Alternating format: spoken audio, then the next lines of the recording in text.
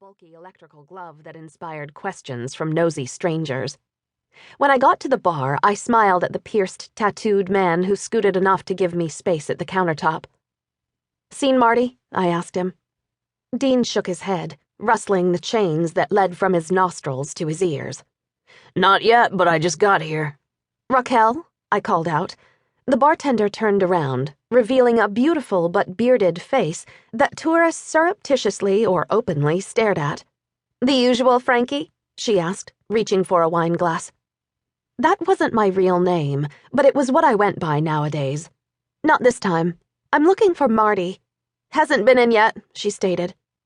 Raquel didn't ask why I'd come in person instead of calling to ask that same question.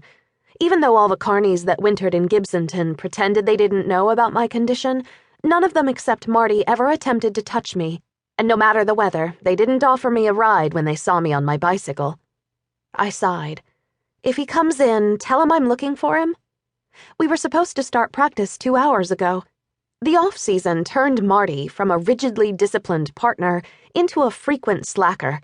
If I didn't find him soon, he'd pass the point of being reasoned with and would stay out all night drinking and telling stories about the old carnival glory days. Raquel smiled, revealing pretty white teeth in stark contrast to her dark, bristly beard. "Sure thing."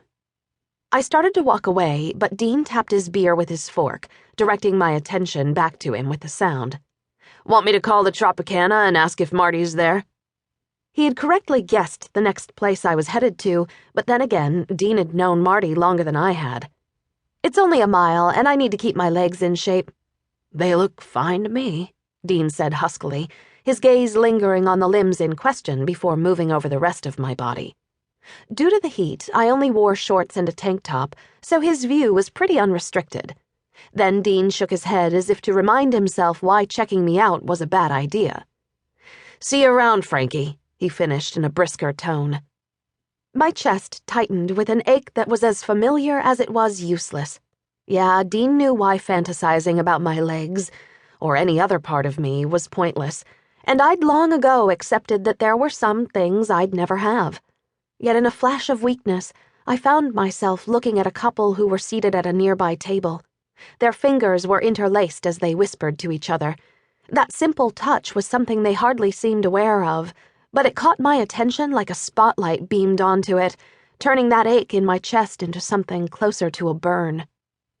The couple glanced at me, perhaps sensing my stare, but then their gaze quickly passed me by.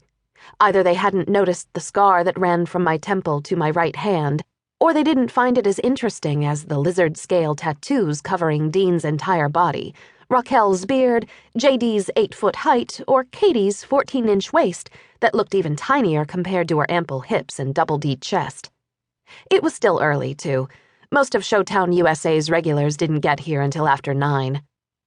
The couple continued to stare at the group by the bar without any attempt at subtlety, and the annoyance I felt over my friends being gawked at shook me from my brief melancholy. Some tourists came to Gibsonton to marvel at the carnival remains decorating many streets, or to see the occasional trained bear, elephant, or other exotic animal on someone's lawn, but most of them came to stare at the freaks. The locals were immune to it, or played up their peculiarities for tips, but I still couldn't shake my anger over the rudeness so often displayed.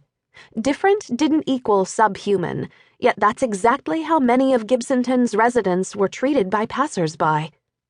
Still, it wasn't my place to lecture people on their lack of manners, not to mention Raquel wouldn't take kindly to me chastising her customers.